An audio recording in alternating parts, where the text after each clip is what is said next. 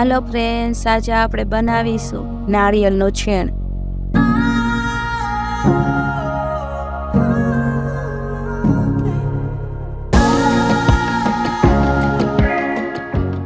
આ એક બાઉલ લીધું છે, તેમાં ટોપરાના વાટકા ડૂબે એટલું પાણી એડ કરવાનું છે.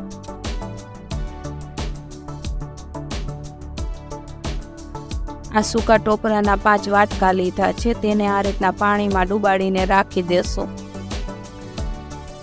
આને આ રીતના આખી રાત ઢાંકીને ડુબાડીને રાખી દેશું. નાળિયેરના ટોપરાને આપણે આખી રાત પલાળવાથી નાળિયેર પોચા થઈ જાય અને તેની કાળી છાલ આપણે આસાનીથી કાઢી શકીએ. આ નારિયેળના વાટકા હવે પલળી ગયા છે, તેને હવે બહાર કાઢી લઈએ.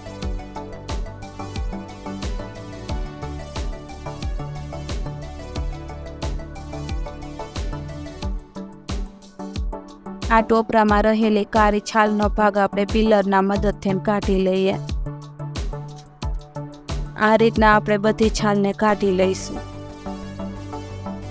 આ રીતના આપણે નારિયેળના છાલનો ભાગ કાઢી લઈએ.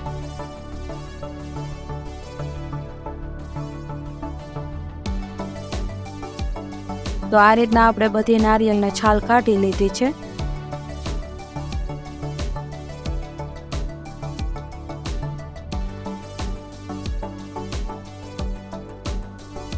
આ છાલ કાઢેલા નારિયેળને આપણે પલાળીને રાખ્યા હતા તે જ પાણીમાં આપણે ધોઈ લઈશું.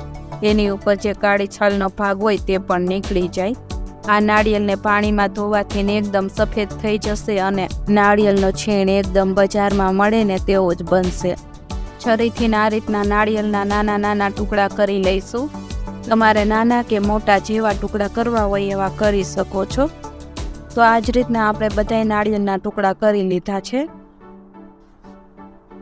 આપણે નારિયેળ પલાળીને રાખ્યા હતા તે પાણીને આપણે ગાળી લઈશું, કેમ કે કોઈ કચરો હોય તો તે નીકળી જાય એના માટે. આ એક મિક્સર જાર લીધું છે, તેમાં આપણે નારિયેળને પીસી લઈશું. તેમાં આપણે આ રીતના નારિયેળના ટુકડા એડ કરી દઈશું. પછી તેમાં થોડુંક પાણી એડ કરશું.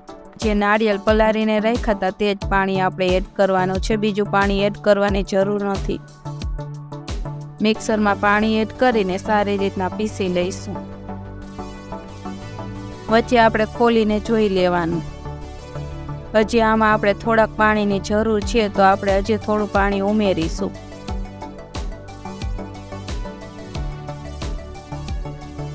ઢાંકણ ઢાંકીને ફરી પાછું પીસી લઈશું. તો આ રીતના આપણે નારિયેળને પીસી લીધું છે. એક વાસણ રાખશું, તેની ઉપર એક કોટનનું કપડું રાખશું. તેની અંદર આ પીસેલું નારિયેળનું છીણ એડ કરી દઈશું.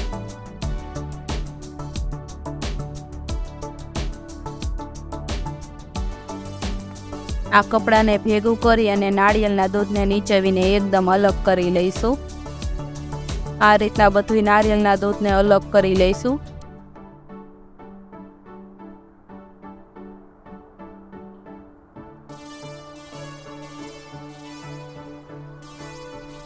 હજી આ નારિયેળના છીણમાં આપણે થોડુંક ગરમ પાણી ઉમેરીશું.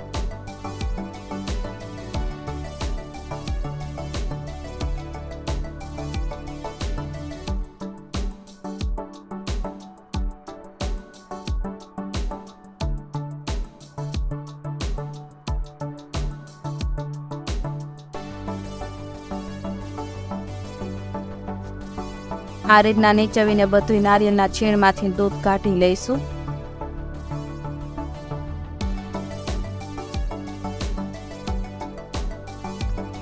નારિયેળના છીણમાંથી આ રીતના બધું દૂધ કાઢી લીધું છે. હવે તેને 1 દિવસ માટે તડકામાં સૂકવી દઈશું. 24 કલાકમાં આ સુકાઈ જશે. આ નારિયેળનું છીણ સુકાઈ જાય પછી એકદમ સરસ થઈ જશે. પછી તેનો ઉપયોગ કોઈ પણ રેસીપી બનાવવામાં કરી શકો છો.